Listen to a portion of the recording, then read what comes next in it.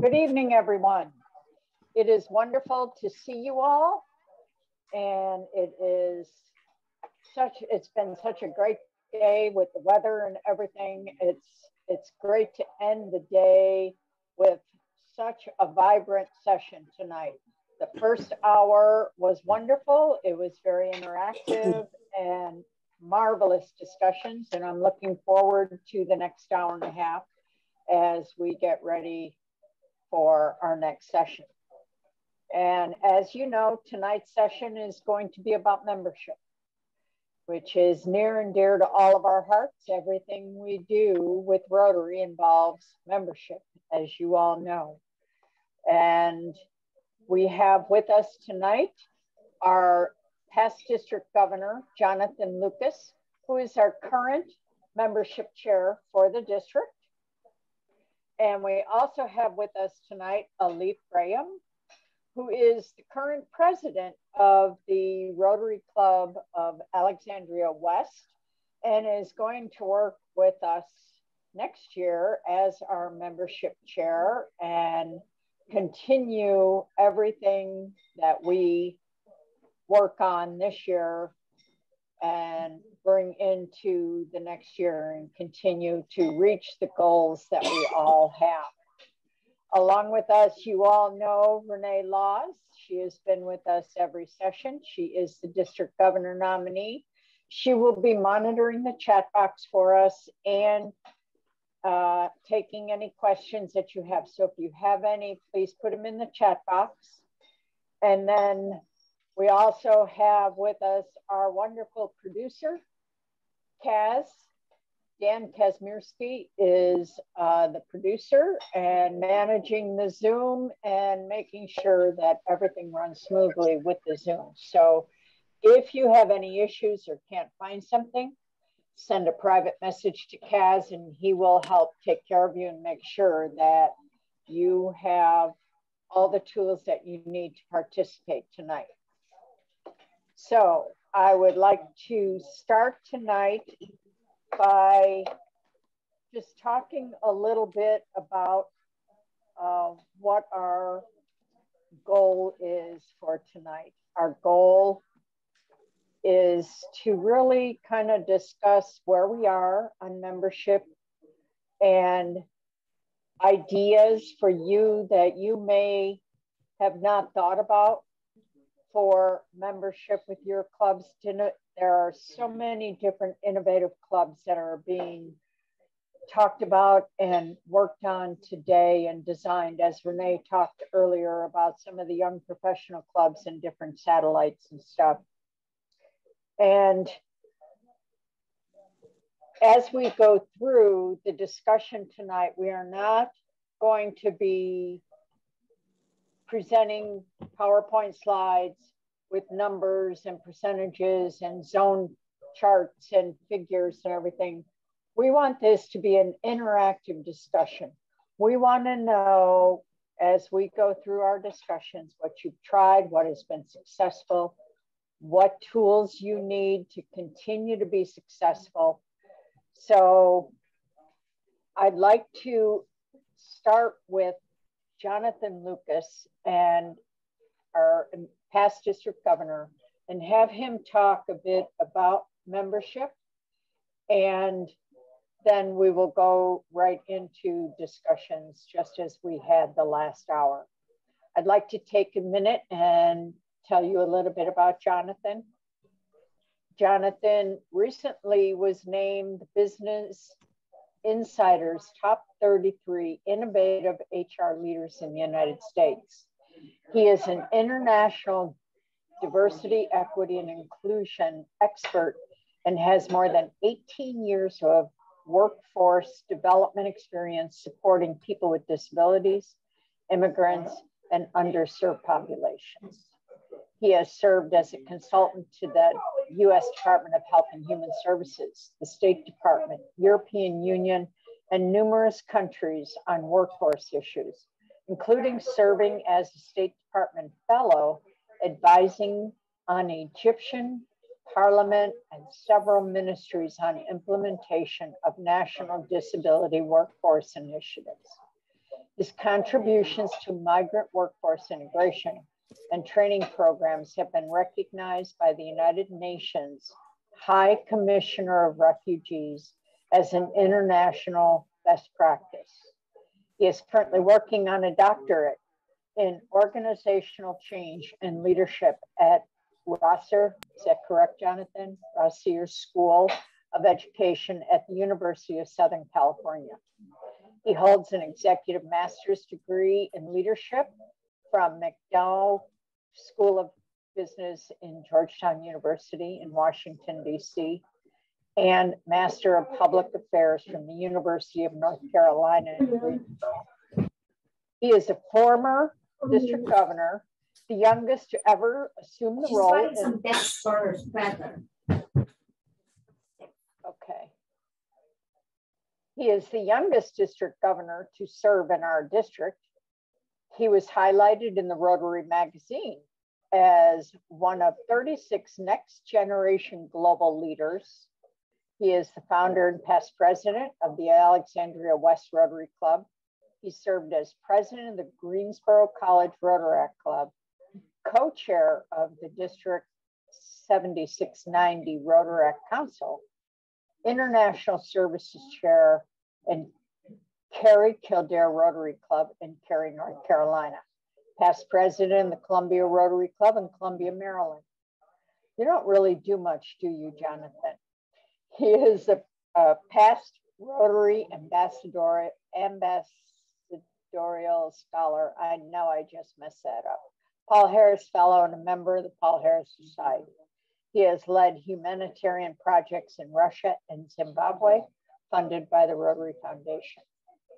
If ever there was a wonderful mentor to have in our district and a leader for us for membership and diversity and everything else that we are discussing tonight, it is Jonathan. It is my privilege and honor to present Jonathan Lucas. Take it away, Jonathan. Thank you, DG Sheila. Now that we've bored you to death with my long history in Rotary and else and other things, I'm glad to be here tonight with you current and future leaders. I think this is an amazing group of folks, and we're excited to see you lead next year. I'm glad to come here and talk about membership. I mean, look, you can think about, read all this stuff in my bio, but there's still a lot for me to learn, and we're still trying to figure out membership in this district. We have a great diversity of clubs in our district, which I think is both a blessing and a curse. It's a blessing because we have a lot of different perspectives. We have clubs that are very rural. We have clubs that are very urban, and we've got clubs in between, and we do a lot of work in Rotary in this district. And of course, you know, and past district governor Juanita can tell you, as also the past foundation chair, how amazing this district is supporting the Rotary Foundation. We are a great district, but we have room to grow, especially in membership. So I'm here today. I do a lot of slide presentations, and I think those things are fine and grand, but I think it's better for you all as coming in as future leaders of your club. So let's just get down to some brass tacks and let's have a conversation. You all are way too intelligent to put up a bunch of slides and for me to lecture. I want to hear from you, your thoughts, your experiences, and your ideas. One thing I can tell you that our district is shrinking in membership. And if we continue to shrink, not only can we not support the foundation at the level that I think we all want to support the Rotary Foundation, we can't go out and do the service, the mission of Rotary at the level that we want to do that. And so, you know, one of the things we need to do, in my humble opinion, and what I try to start in my year as district governor, is really focus on diversity and inclusion. One, because this is near and dear to my personal heart. This is what I do for a living on a daily basis with Fortune 500 companies across the United States.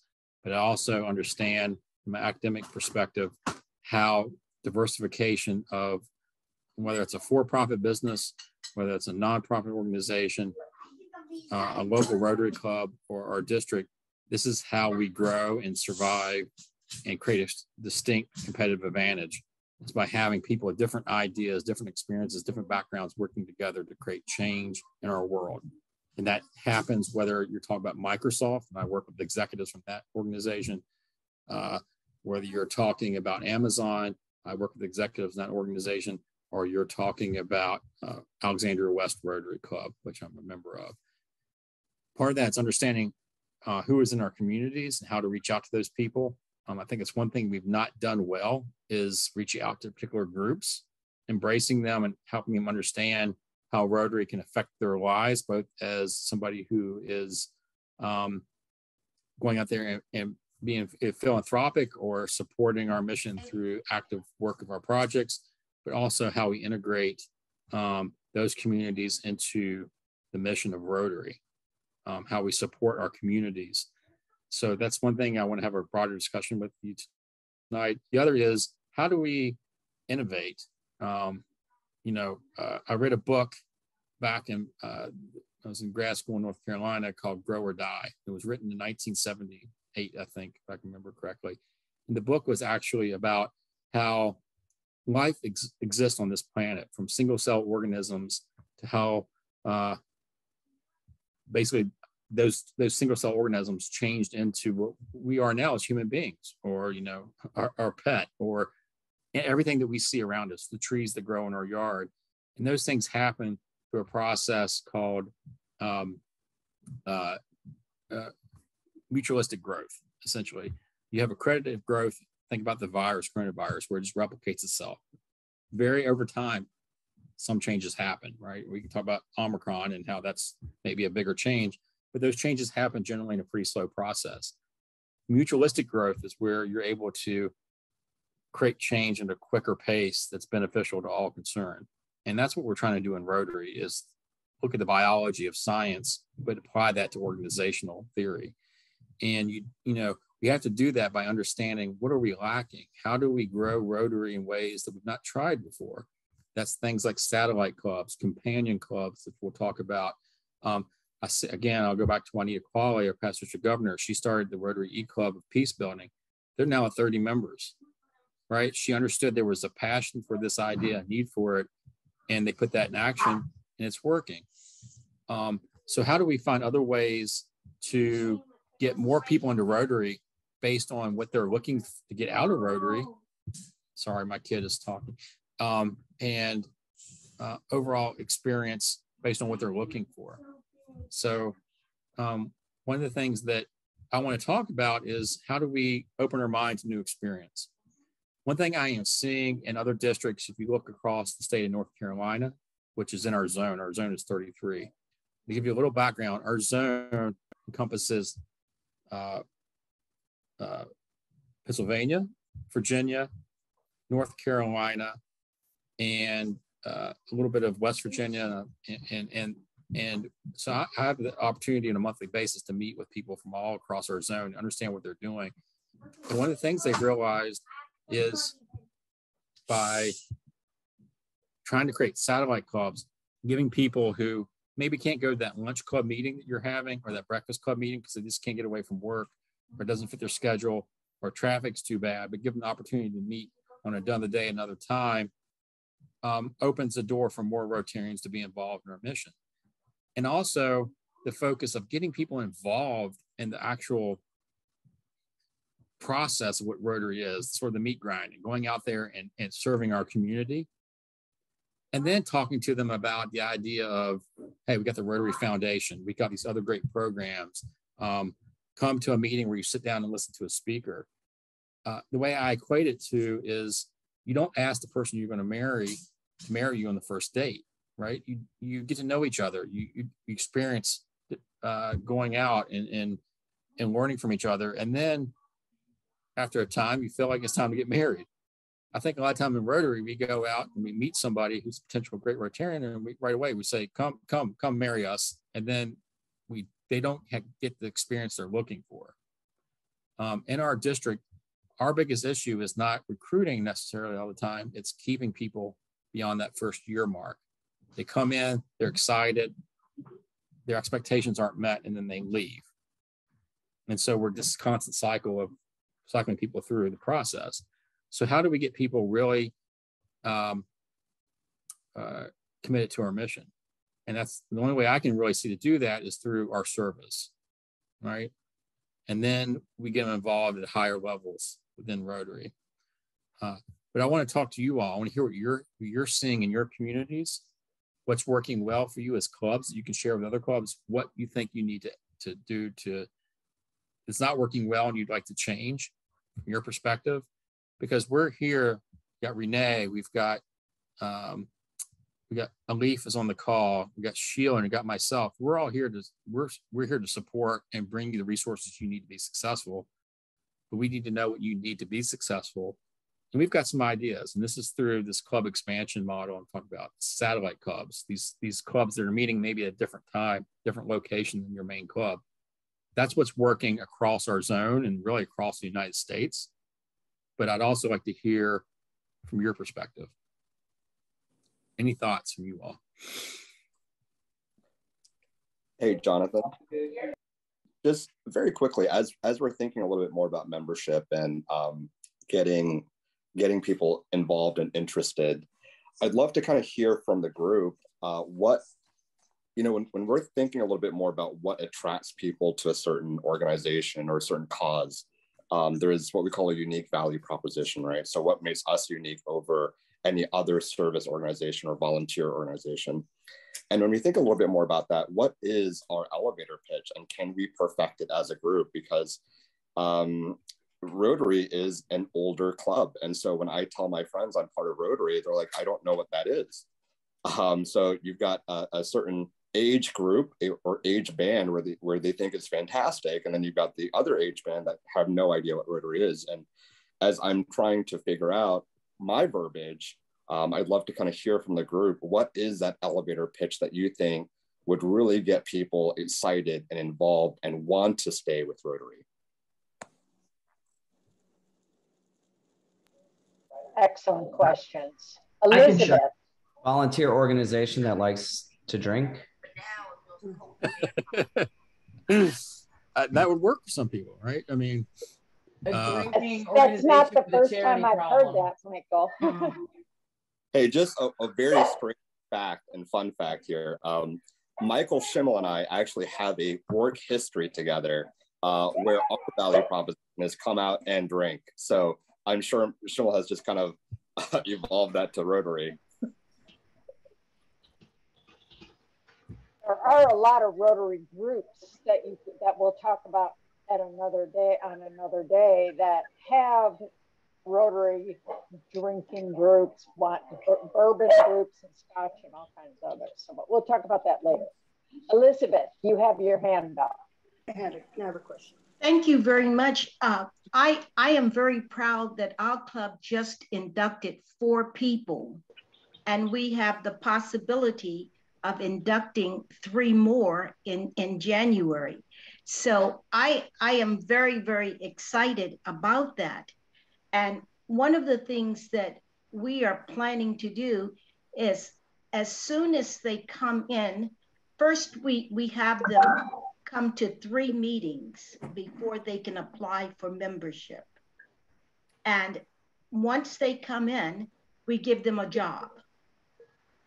We engage them immediately with the idea that you learn Rotary by doing Rotary. That's the way, I was very, very fortunate that my very first club was a club that had 2 past district governors in it. And so immediately they gave me the job in my 2nd year of club secretary. And I would have been the president of that club years ago had my schedule not changed. So now I'm just coming back around. But that is our plan, to put new members to work immediately. That's wonderful, Elizabeth. Denny, you have your hand up. I'm unmuted now, so I can talk. we found that we're talking about fellowship and getting together outside of meetings. One of our big events every year is a Taste of Giving in Alexandria. We have great sponsors for that. And what we do is we try to support them. So it's an after hours sort of thing, you know, that we say, let's go to this place and we'll have not a meeting, but we'll have a social event. Social events are a big thing for our Rotary members. It's the part of, and will it be fun? And we make it fun. And we need to keep that in mind as we look for new members, as we look for diverse members, to keep our message out there. Another thing with diverse members, we have a huge, not a huge, huge is relative number, a lot of organizations in Alexandria to which we donate money. We do this every year, and it's funded by that program, the Taste of Giving. It's gonna be a little tough this year, but we're gonna work our way through it, figure out how to do it. The groups that we fund are looking for help, and they're looking for maybe just, you know, inclusion. And we try to get some of those groups to become involved in Rotary. We've been successful, and that's one way to help the people that we can't really reach out to. You know, you don't knock on the door and say, I want you to join Rotary. Now, here's what Rotary is doing for you all, to be Southern. So we're doing for y'all. So we work those folks. People have become involved in Rotary, and you know, if they let me still become president after a year of, you know, these things, I'll work toward that. I'm sure they will, Denny. I'm sure they will. Don, do you have your hand up, Don McMillan, or is that earlier? Go ahead, Don. So we've had some great success too. We've had 5 new members since we started meeting in person back in July. 2 came as a result of friendships in a golf league. 3 came as a result of putting up a tent on Haymarket Day before it rained. And a former youth exchange student who is now in his 40s stopped by to say hello, and a former Rotarian stopped by to say hello as well. Both expressed interest in joining the club and have done so. We're hoping a 6th person will join in January. So one of the things we're going to do to make sure that they get fully involved in the club is do a fireside chat in early January. So we can go over Rotary itself, our club, and hopefully integrate them into the club immediately so that 6 months from now, they're still members. This is Madeline Lawson. We have 31 members, and our group, we have a social hour before our meetings, and so members look forward to that. But I do think in terms of bringing in more members, younger members, the weekly meeting is a deterrent. I have talked to a number of people in the community, and that's I get pushback on weekly, and so that seems to be a concern. I think that we have to look at ways that we will address. But for members who are already engaged, they look forward to the weekly social hour. And so it's not a major problem, but it's a certain age. It's an older retired group.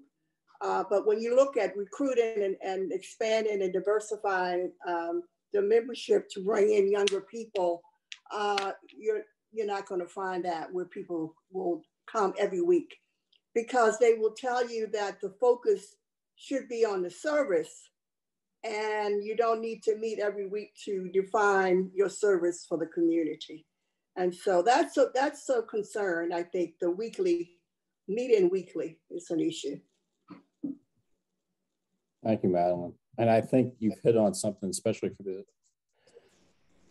say the younger generation. And I think a lot of people get I find our model is very interesting, actually. We ask people who are volunteering their time to pay money, right? Usually that's not what happens. Either you give to a charity or you give your time to a charity or you give your tidings. But we're saying come in, volunteer your time for free, come to weekly meetings and give money right away. And so I think that's, I think the model, I think for our current society, that model has changed, right? They'll probably do all those things, but just not that in that order. And so I think people really value their time. So how can we ensure that when they're first introduced, this is what's happening. I'm not saying this because I think this is right based on some sort of anecdotal evidence. I'm saying this because I've watched a club in Western North Carolina, in the foothills, North Carolina, not in a big city, gained 70 members last year, 70, because they started a satellite club that focused on what Madeline said, service, not every week coming to a meeting. Then guess what? Some of those people wanted to come to a meeting more often. They wanted to hear a speaker. Oh, guess what? They wanted to give to the foundation because they were already invested in the mission of the organization. And I think I'm seeing this repeated throughout clubs in our zone and across multiple states. And so I think it's a model we should at least try. How do we get people involved based on meeting their needs with their time commitment, their interest? But we can't do it ad hoc. We have to have, a formal process and make that happen. I mean, clubs have to have a membership committee. They've got to set goals. They've got to have a plan of action, right? Strategic plan. And then they've got, decide on, okay, we're going to do, this is our model, right? And so one thing I'm trying to do as a district membership chair is we're working, I go every other Friday to a meeting, virtual meeting, to understand how this Rotary Club is working in North Carolina and take this model and say, here, if you're a club interested in this model, we're going to have a prepackaged for you. Here's the documents you need. Here's the way you can market this idea. This is how you get started. Because we are losing members in this district because of, I think, what Madeline is saying to us tonight. Well, I think the key is flexibility. You have to see what works for your club. Our club is a breakfast club. 20 years ago when it was founded, people were working. Now we're largely retired or close to retirement. 2 years ago, just before COVID hit, we went to a once a month lunch meeting, and some people joined just because they wanted to come to that meeting and such. Frankly, I think once a month they drift away because they're not fully engaged in the club. So we're now considering going to 2 lunch meetings a month.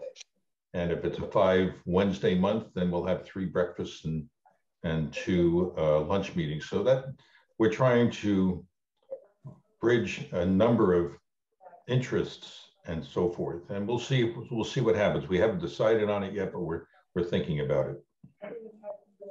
That's wonderful. Jonathan, could you talk a little bit about what a satellite club actually is and the flexibilities and the difference between a regular Rotary Club and a satellite club, please, for a couple of minutes?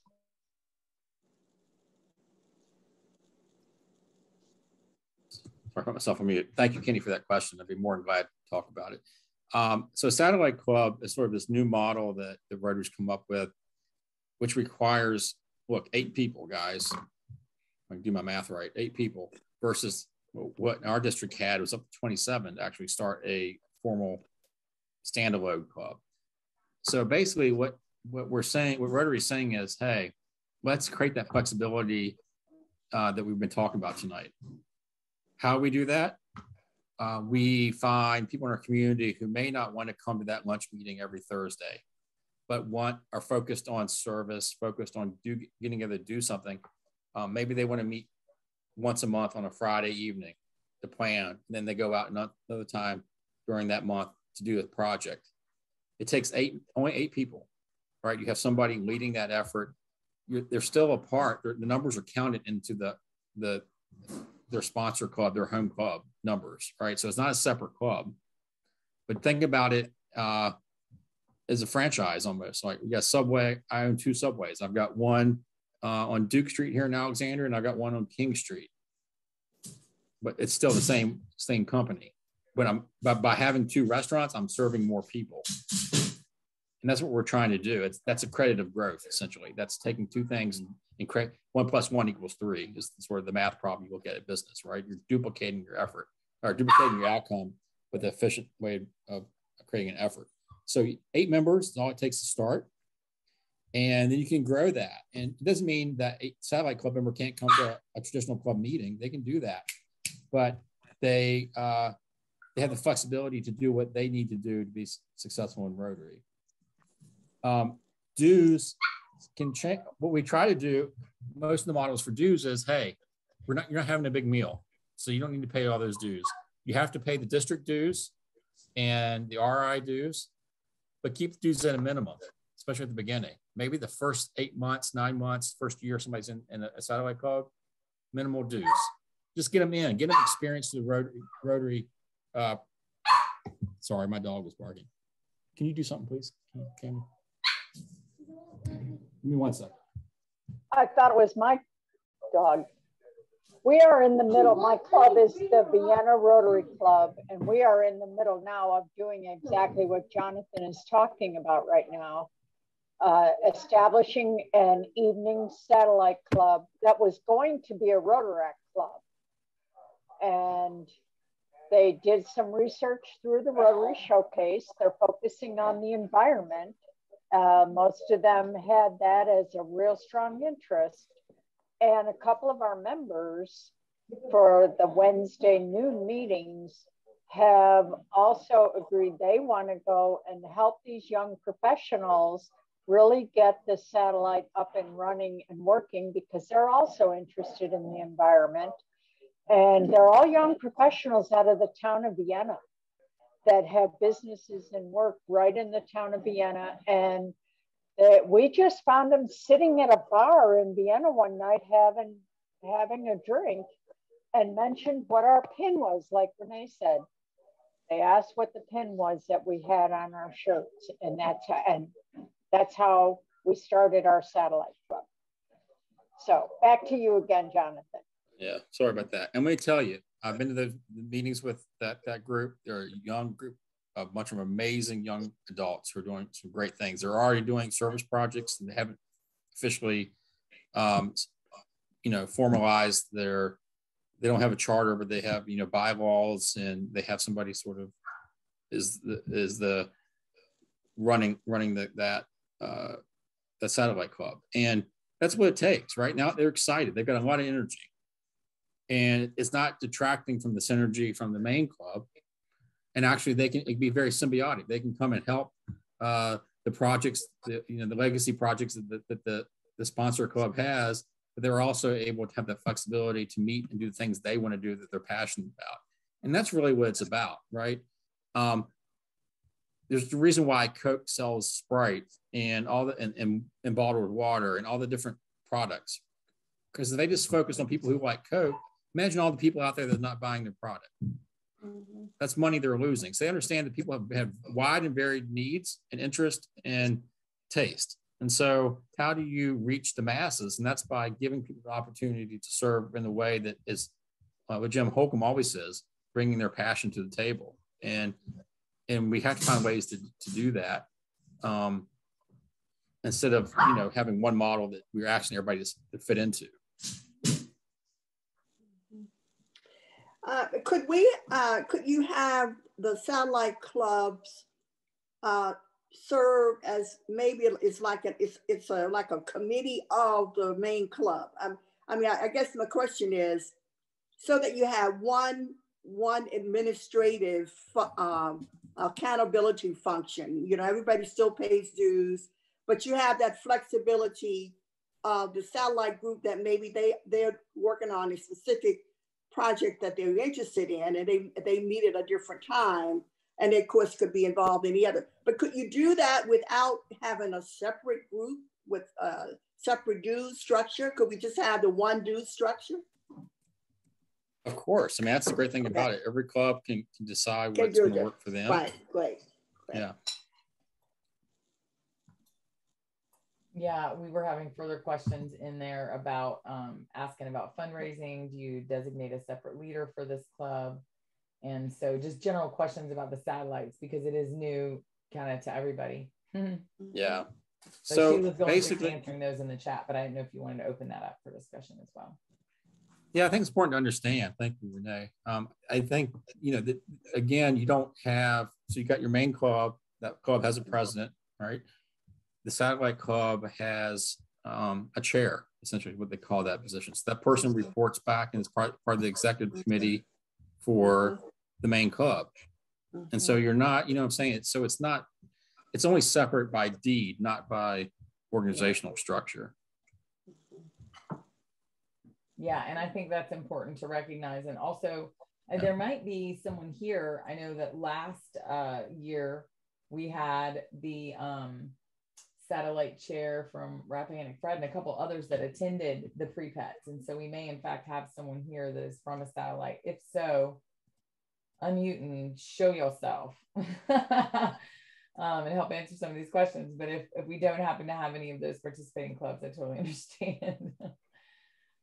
Now, one thing that happened last year, or the year before, I guess, was Ashburn spun off, which started as called a satellite club, called companion club, as you know, name your term, called Broadlands. But they got so big, they ended up chartering for themselves and became a separate club because they got so much momentum and so many people. So there's multiple ways to do this. That doesn't have to happen, but they found that to be the best scenario for them. But again, it's creating that growth model, and make it work for your club. And that's why my whole job is here to help you do that. Whether it's a satellite club, whether it's bring a friend and make sure that's successful, whether it's just marketing what your club is doing, that's my whole job. But I know we've got to do something, and I'm really looking to you leaders to do that going into your year, because we are shrinking as a district. And I see districts who are innovating, growing pretty rapidly, even through COVID. But we're not. Someone ask about that as well. Ask about the growth and decline in membership in North America comparatively, other organizations. What are we seeing?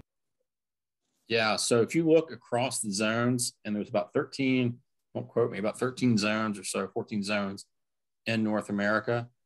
Our zone 33 is in the top 25%, top 15% in growth. They're seeing actually, even now that sort of COVID's, I don't want to use the word normalized, but people have sort of found a way to sort of exist within COVID, that clubs are now growing again for, 25% of the zones. Now, there's still a lot that are flatlining. Some are still decreasing in membership. And mostly it's because, I'll be quite honest, they're sticking by the same models, and they're not trying to do anything new, and they're not growing because people are not, it's like anything. It's like, think about it. You go to the gym and you go for a couple months, you get used to it, and you get in a good habit of going. But man, you quit for 2 weeks, it's hard to go back to the gym. And so that's what we're seeing. People are like, well, it's COVID. We're not meeting in person. I'm not going to go to this Rotary meeting. I won't go to the Zoom meeting. And it comes very easy not to go week after week. And that's kind of what we're seeing throughout the North America, is people, it's like, well, I moved on to do something else now. Not because they're not interested in Rotary. It's just because they're not working their muscles. They're not going to the gym. And so we've got to make sure people are continually deciding each month some way to go back to that gym and work out again. And Zoom, people are getting Zoom fatigue. It's a great tool. It's a great tool for us tonight. We can do this safely. We can communicate really well, but it's not the same. You don't get that same synergy as being next to somebody working on a project. You just can't replicate that. And so we've got to find ways to get back out and be active in our communities again, that it's safe, but impactful. I love your analogy of the gym. that's fantastic. That fits right in. Mm-hmm. Jonathan, we do have a question in the chat box. What amount of money does it take to fund a startup like a satellite club? Great question. And that's the beauty of it. It doesn't take much. Maybe none at all, I'll be honest with you. So these people are, again, meeting. It's basically what project do you want to do? And can the Rotary Club, maybe the home club, pitch in a couple $100 to make that happen? Maybe you don't need to pitch in anything. What it takes is somebody dedicated to making it happen. And I think that's where I'm gonna be honest with you. In the last 2 years as district membership chair, I've failed and I've succeeded at different things, and I've failed a lot. And it all comes down to how are you getting people motivated to go out there and do something, putting that plan in place. What gets measured gets done. So you gotta have somebody dedicated on your team to focus on membership, focus on starting this, and then have my team come in, have Sheila, have Renee to support this. You're not doing this alone. We'll support this. You know, we can even talk, I don't want to, for our governors, I don't want to put words in their mouth, but we can even talk about how do we bring in some funding from the district level to support some initiatives if it's possible. We want to help you find ways to grow, but you got to have people on your team who are committed to doing that. Hey, the Jonathan. cost is minimal. Yes, sir. So I see Dennis, Charisse, and James Holcomb with their hands up. So I wanted to give them the opportunity to kind of ask their questions if they had questions. Me? This is Denny Coons. Jonathan, you said there are some clubs that have managed to grow through all of this. What's their model that makes them be able to do that? And can they share it with us so we can do the same thing? Yeah, yes, and we need to, and that's part of what I'm trying to do is get those models on paper to share. I think what they do well is one, social media. They're active. You go to their website, you go to see their Facebook page, you see them and you see action in progress happening, right? There's energy there. So people say, man, they're out doing this, they're out doing that. This looks fun. This looks like, man, they made a huge impact. If you look at people who give strictly dollars to philanthropists, the main thing, the two main drivers of money, people giving money is my money going to be impactful? And is my money doing something that I think is positive for the world? Is it real? Is this something in line with my values? So if you're able to express that, hey, our Rotary Club is going to align with your values and it's impactful, then these clubs are growing that way. But they're going out there and asking. That's the other thing. This club in North Carolina that's grown by 70 members, they did it because they went out and they talked to people and they said, hey, come with us. Come to this project next week. We're not making you commit to 3 years of service. Come next Tuesday. Get to know us. It's unfortunately, much as I want to think this technology can do all this work for us, it really comes down to just hard work. Grabbing your shovel and digging the ditch, at the end of the day. Go out there and just talk to people, having somebody commit to time to do that. You'll pique people's interest. Thanks. Jim Holcomb, you have a question. Yeah, I want, if you don't mind, I'd like Alif Alif was originally in our club, and I've known Alif since he was an interactor in the year 2000, long time. And so I'd like Alif to tell the group one paradigm that is happening at Bailey's, and I think should be a model for the rest of the district. It all starts first with dues. When I was Jonathan's chief of staff and going around to various clubs, I'd ask them, first question was, what's their dues? And without any names, some club says, well, we charge $1,000 a year for dues. So the first thing is that's a barrier. You were talking about barriers earlier. That's a barrier for anybody who's young. And so we changed our bylaws, and initially we were going to do a satellite club. We decided to keep the one club and reduce the barriers for anybody new, anybody. If they're 150 years old, anybody $100 for the first year. And we have one new member a year. They're young and they bring a friend. It's just it's like cancer. They just keep bringing people in on their own. So bring a friend works for young people, and you have to have activities that they're going to think of. They already know what to do. They already know their passions, and they bring that to Rotary. And the biggest barrier I learned with marketing, I have a master's in marketing. That was my background. The biggest barrier to growth is called primary demand. Primary demand means you have to spend an exorbitant amount of time making people understand who you are, Rotary. If the people have already had connections, you mentioned Rotary Youth Exchange in Haymarket, if they've been in Rotaract, if they've been an exchange student, if they were an Interactor. I was an Interact sponsor. We had 500 participants a year, 500. So in 10 years, that's 5,000 kids in this area who are now Alif's age. So I'd like Alif to tell them about how that can be leveraged. And that changes Rotary anywhere. Yeah, so Holcomb has a tendency to put me on the spot here. So here's my background a little bit. Working with Holcomb for many, many years, almost 2 decades. And what we're looking at is just, young professionals, because when I was younger, when I was in Rotaract, I volunteered my time, right? And I think going back to Jonathan's point, what are we volunteering? Time or money or resources? And for a lot of young professionals, as they're starting out, their time is their money.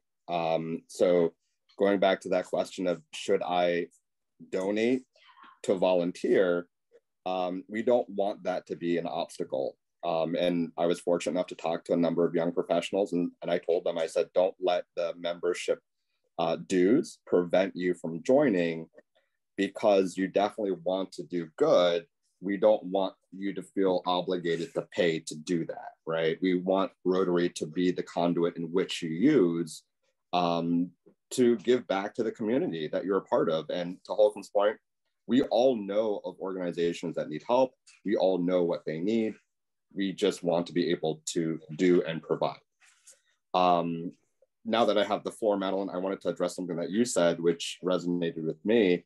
When we talk about Zoom fatigue, Zoom is a great technological platform in which we are able to communicate with a number of different people across the board in a number of different time zones and countries and so on. But we moved, Alex West actually moved from a monthly meeting, but then we got issues where people weren't committed to that monthly meeting, right? So being able to adapt, moving now from a monthly meeting to a bi-monthly meeting, getting them engaged, finding out what matters to them.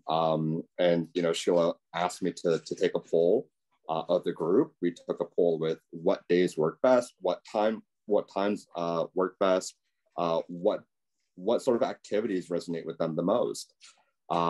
The great thing is with everyone on here, we have the ability to be flexible. Maybe it's not Alexandria West in the evenings that work best. Maybe it's Bailey's Crossroads on Friday morning work best. So the flexibility, being able to work together is much more powerful. Going back to Jonathan's point of Subways, right? If we are all the same franchise owners, we can definitely do better and reach out to more people with the same mission goal and the mission objective. So these are all things that, as a young professional, I'm asking, what am I doing? How am I helping? Where is my money going? And obviously, as young professionals, we have limited financial resources, right? So we want to know if it's effective. What we can do is give back a lot of time. So for these young professionals that are starting out, maybe they want to donate their time, make it effective for them, make them want to join and stay joined. So that's my 5-minute spiel. I know Charisse has a question, so I'm going to give it back to you, Charisse. Thank you. That was great.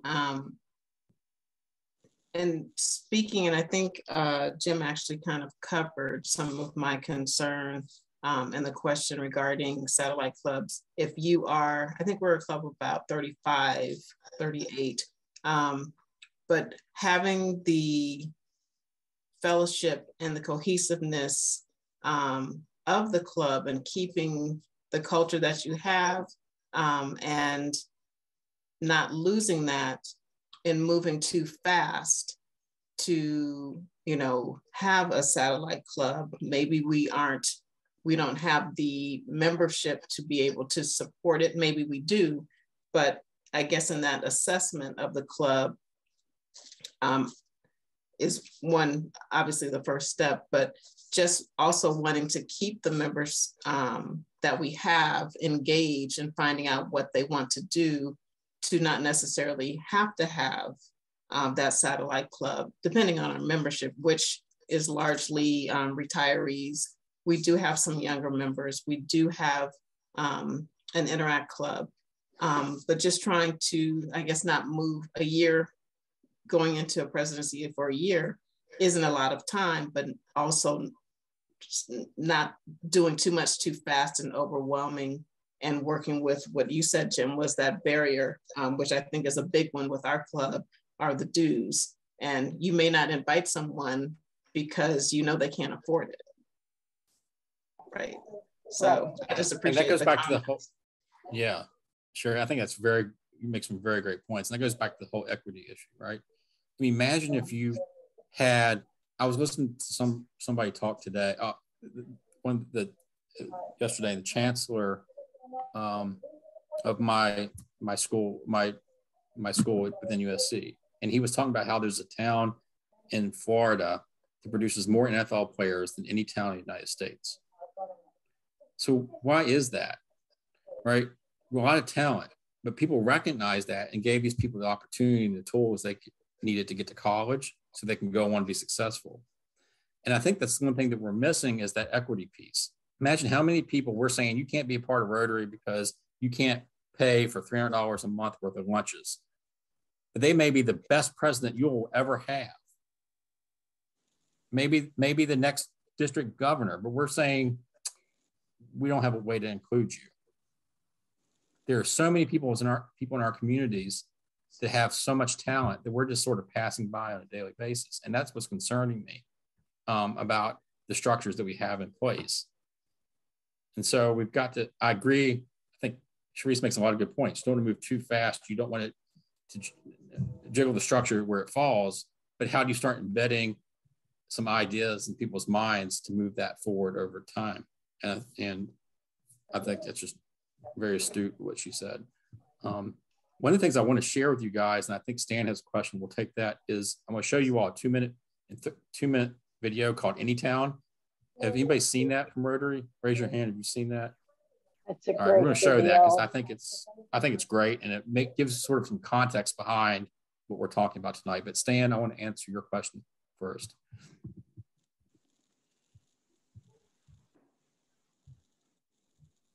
You're on mute, sir. Can't hear you.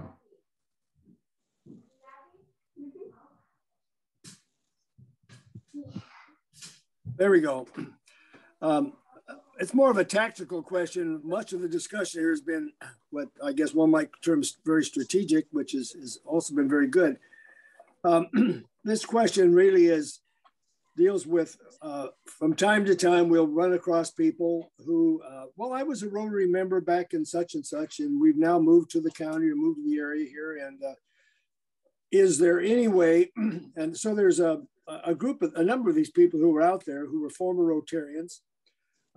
We don't know who they are unless they kind of self-identify, which happens from time to time. But is there any way of tracking where former Rotarians go? I doubt that there is, but I did want to ask that question because it would certainly help find some of these folks, invite them to come to our meetings, et cetera, and get them re-engaged and so forth. So it's kind of a tactical question, but I wonder if there's an answer to that or what the answer might be.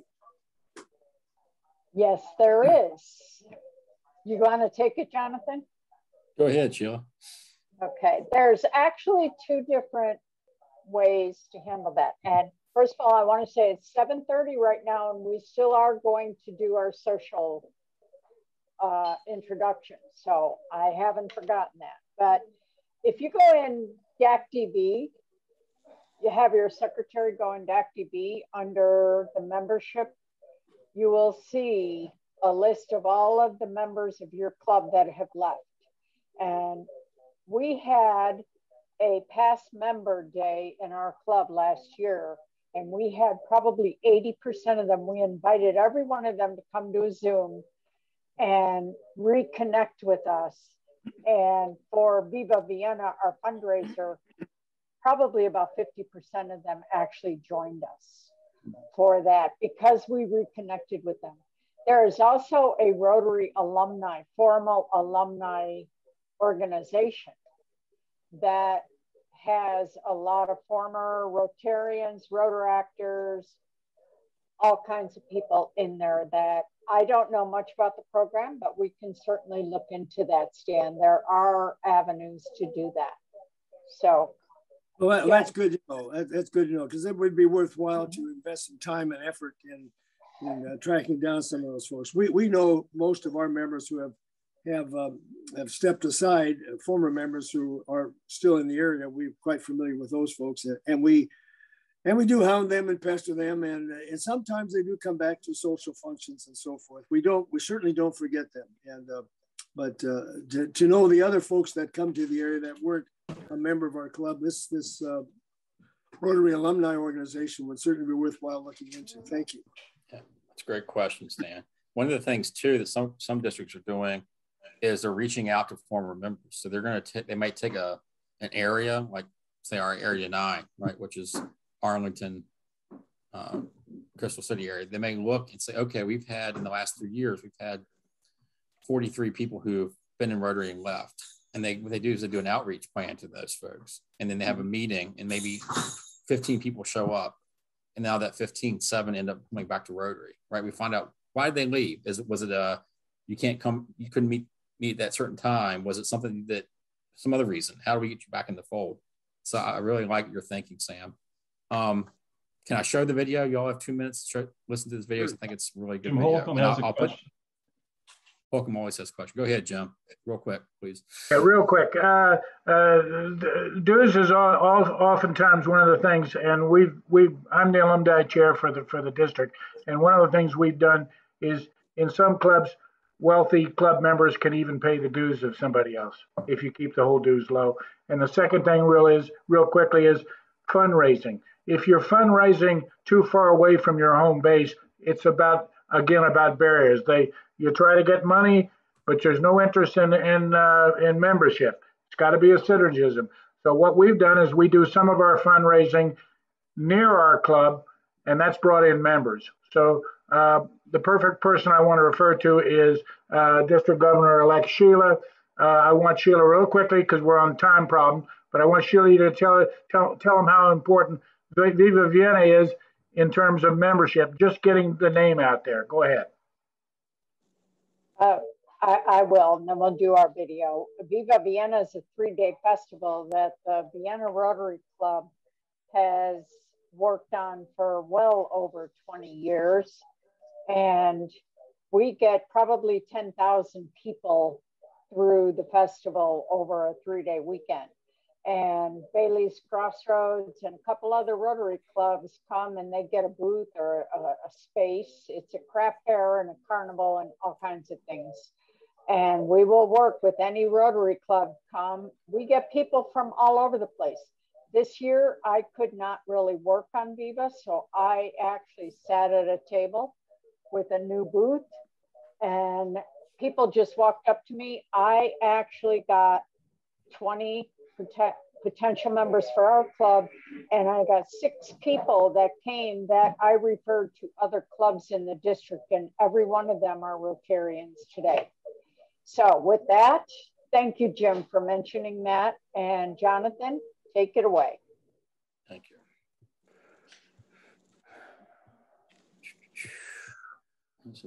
Let me go back.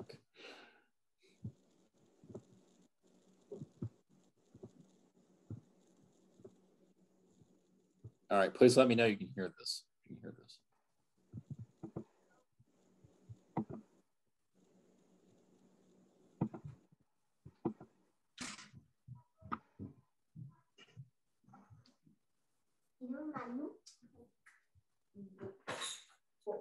No audio, John.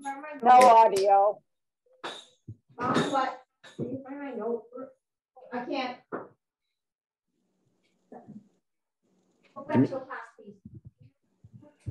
Sorry, give me 1 second here. I don't know why you're not hearing it. Maybe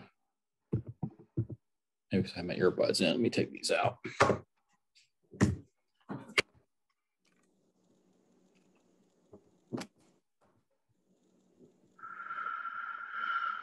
You guys hear me? Can you hear me? Yes, we can hear you. Yeah. Ourselves, how do we grow? Personally.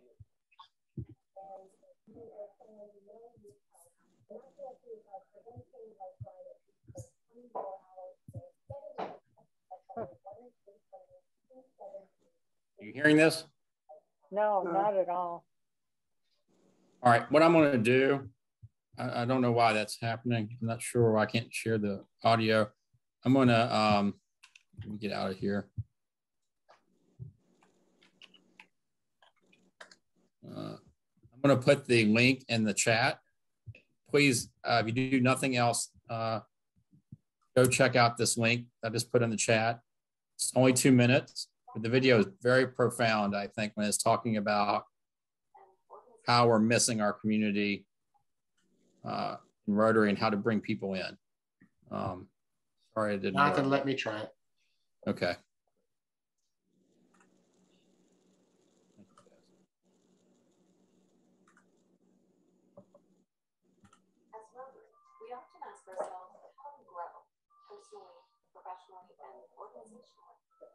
The answer is simple. To grow Rotary, we need more Rotary clubs. Let's use Anytown as an example. No sound, Kaz.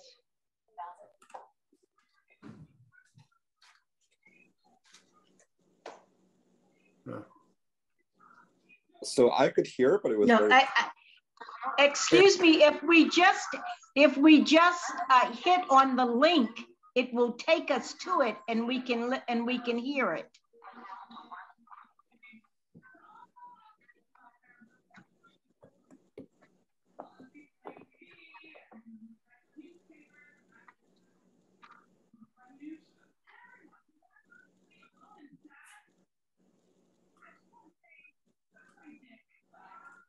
And people can do that. Yeah, click the link and do it on their own.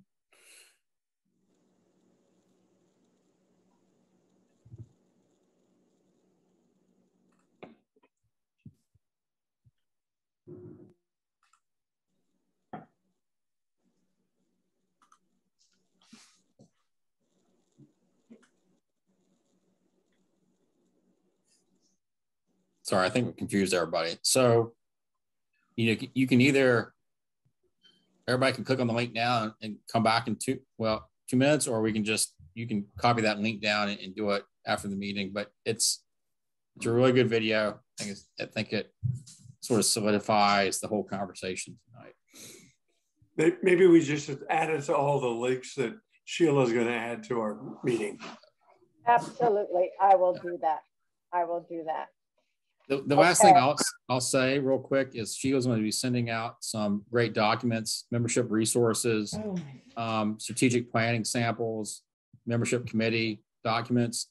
Look those over. That's the structure, right? So we're talking about sort of the strategic thought tonight. Those documents will help you put the structure in place to make these things happen. And just end of the day, call me, bug me, pick up the phone, ring me, email me, text me, come over, knock on my door. I want to help you all be successful. So does the Leaf. Let us support you any way we can in your coming year. Absolutely. Okay. Thank you so much, Jonathan and Alif.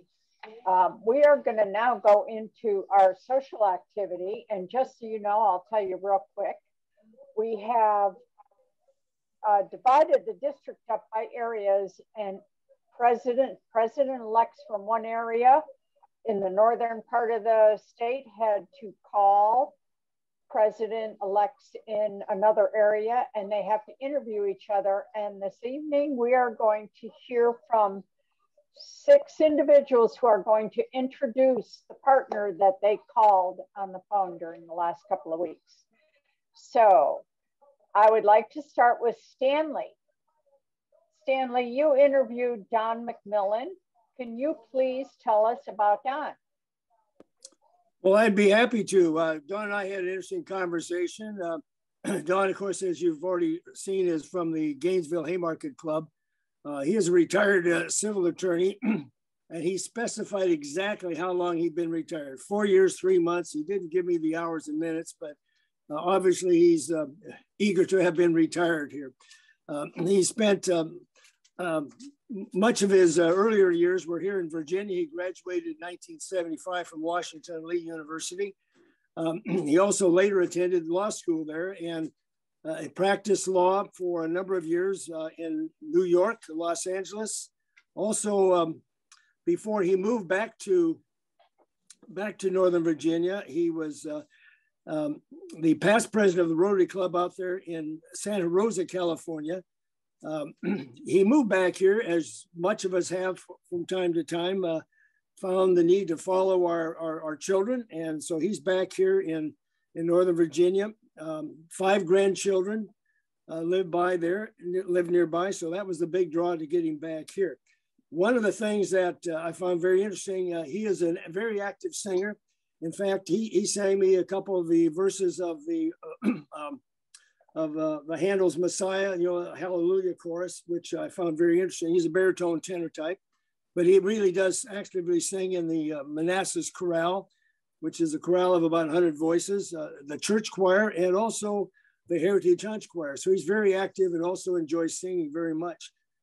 Travel-wise, he mentioned a recent trip that he had taken to St. Andrews, Scotland, and he played the course there. And he broke 100, he said, and I do believe him. He also mentioned that there was a young 10-year-old girl who was accompanying him, and she shot 79. She shot 79, so enjoys golf and tennis. And as I mentioned, many years in California. Unfortunately, one of the experiences he had to endure there was, as you know, these fires that had plagued California and other parts of the country for a number of years. He went through a fire nearby his home there in Santa Rosa in 2017. So is my 75 seconds up? Yes, it is, sir. Well, actually, I'm sorry to hear that. I gave you 2 minutes, so. Oh, you gave me 2 minutes. I gave you 2 minutes. Okay, 120 seconds. Well, anyway, I think that covers the waterfront. And if you like, he'll probably sing another few verses of the Hallelujah chorus from Messiah. We're going to do that to close the meeting out. That was wonderful. Thank you. Thank you very much. All right, let's go to Juanita. Juanita, you had the privilege of interviewing Madeline Lawson. Would you please introduce her to us? I did. Madeline is the president-elect of the Rotary Club of Tappahannock, and she grew up in Essex County in Virginia. She actually lives in Tappahannock, but has a home in Silver Spring, Maryland right now. She attended Howard University in Washington, D.C. and graduated from there, and has also done some work at William & Mary and Vanderbilt University. Wow. She is considered a nonprofit executive, senior administrator at St. Jude's for fundraising. And she's been a CEO for 17 years at the Institute for the Advancement of Multicultural and Minority Medicine. I believe I have that right. She retired from the U.S. Department of Health and Human Services, but she's still working and doing primarily consulting work. She's very involved with her community services, which is part of how she found her way to Rotary. She loves interior decorating and flower gardening and entertaining. And she has a daughter in Atlanta who is a dentist.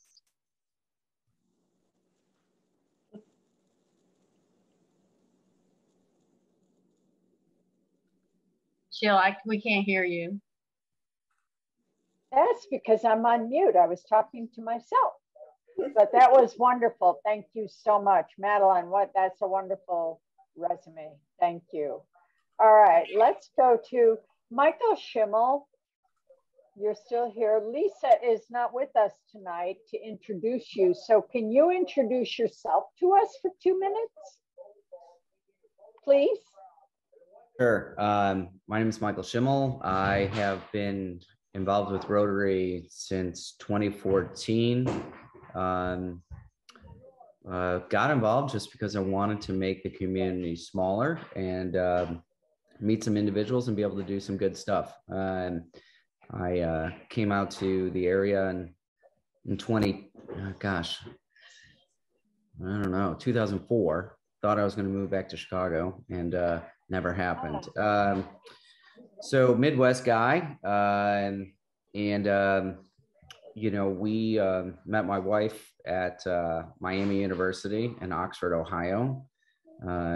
Yes, we were a university before Florida was a state. And what else? 3 kids, live in Northern Virginia, Purcellville, and financial advisor in out of Leesburg. So I don't know, Sheila, is that good? That's wonderful. And I am a Chicago girl. Perfect. Born and raised. So welcome. Right. Thank you so much, Michael. The home of Rotary in Evanston. Oh, wonderful. Wonderful. All right. Let's go to Don McMillan. Can you please introduce Stanley to us? Is Don still with us?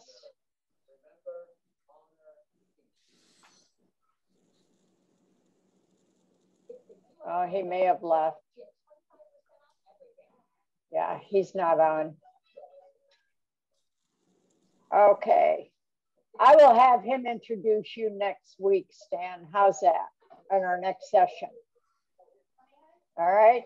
Well, that's fair enough. I hope he adds a lot more than I hope he sings us a song. I think maybe that scared him off. That could be. You shouldn't have brought that part up. All right, Madeline, would you please introduce Juanita for us? Sure. Let's see, make sure I'm on. Okay. Juanita is a native of Long Island, New York. Graduated from the State University of New York with a bachelor's from State University at Cortland. Received her master's at University of Oklahoma. And then she moved to Hampton, Virginia, where she began a teaching career, teaching the hearing impaired in the public school system. And from there, she became an administrator of education there in Hampton. And she lived in Hampton for 25 years. And then they moved to West Point, where she now resides. She was an assistant superintendent of schools and retired as assistant superintendent there in West Point. They purchased a historic home there. The home was built in 1884. They has lived in that home, and a few years ago, they purchased a second home that was next door, and they had it demolished, and she established a formal garden there that's next door to the house. She loves antiques and gardening, and invested in an antique shop, which she now manages. So they're natives now of West Point, Virginia.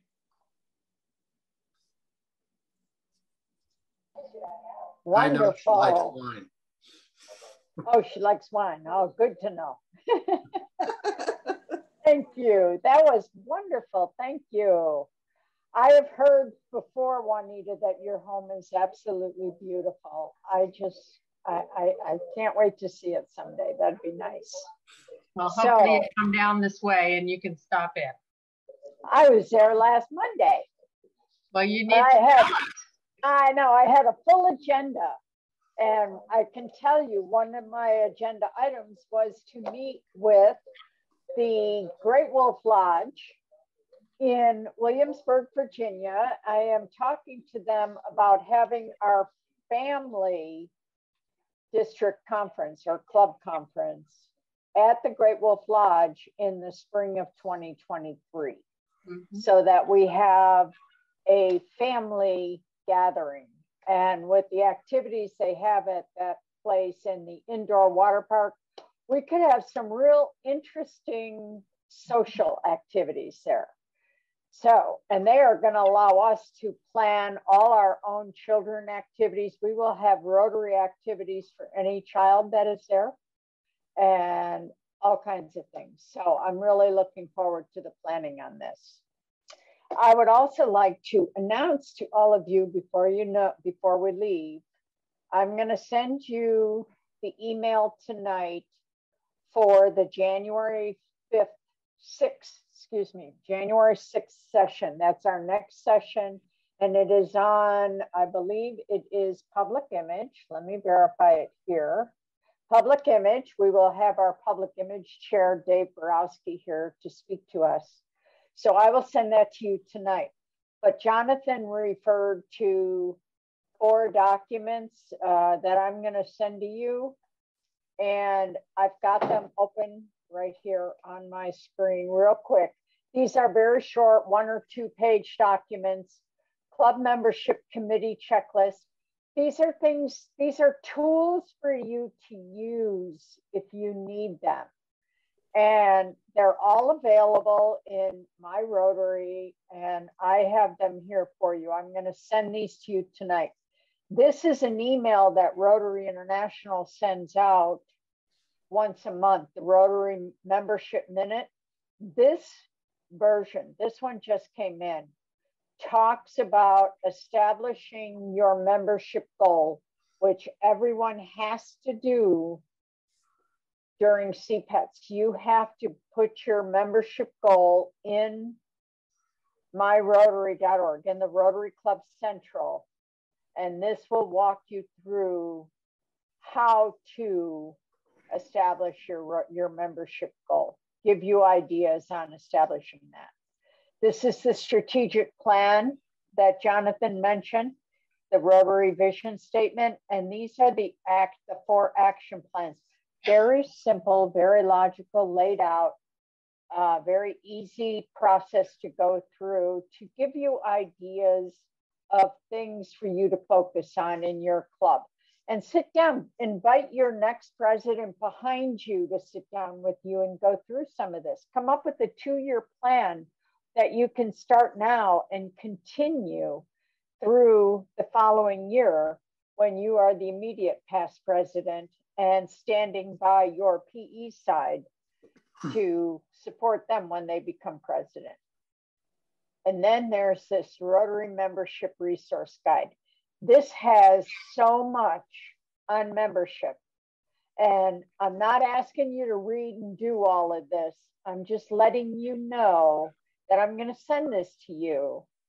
And it's available to you to have at your fingertips if you have questions on the membership leads. We're working on membership leads right now. We have RI leads. We're setting up the district leads. There are resources available. Who could utilize those resources? And where all you have to do, this is a link that'll take you right to the actual document that's described here. So I will send all those to you with the information for the next meeting. Let me stop sharing this. We can close with the video. It's up and ready to go. Okay, so why don't we do that? Before we do that, everybody have a wonderful, wonderful holiday season and a terrific new year. Stay healthy and happy. And let's close with the Rotary My Town video. Thank you, Kaz. As Rotary, we often ask ourselves, how do we grow personally, professionally, and organizationally? The answer is simple. To grow Rotary, we need more Rotary clubs. Let's use Anytown as an example. Anytown is a city of 100,000 people and home to one proud Rotary club. But there are hundreds of other people of action, just like us, who are uniquely qualified to become Rotary members. They share the same drive and represent the values and fundamentals of a Rotary member. So why aren't they members? Well, the current club meets on Monday. There are leaders in any town who can't meet on a Monday. By excluding this segment, the potential members in any town has shrunk. Now consider, what if the meeting is at noon on Monday? There are people who can meet on Monday, but can't meet at noon. So now we have a smaller audience for Rotary in any town. Of the remaining group, some aren't interested in a club with a sit-down lunch and speakers. They are passionate about service, but aren't interested in a traditional club experience. And that is okay. The Rotary Club of any town isn't doing anything wrong. It just doesn't appeal to particular segments of the community. And if we're going to thrive for years to come, we must adapt and embrace change. In any town, we have an opportunity to expand because potential members are everywhere. More than half of the eligible people are prospective Rotary members, waiting to make a bigger impact in their community. But what Rotary Club exists for them? If any town creates new clubs at new times and new places, the hidden potential for Rotary will be revealed. As people of action, we must broaden our reach and provide opportunities to all leaders in the community. Together, all of us can grow Rotary. Wonderful. Wonderful. Thank you, Kaz, for working that out.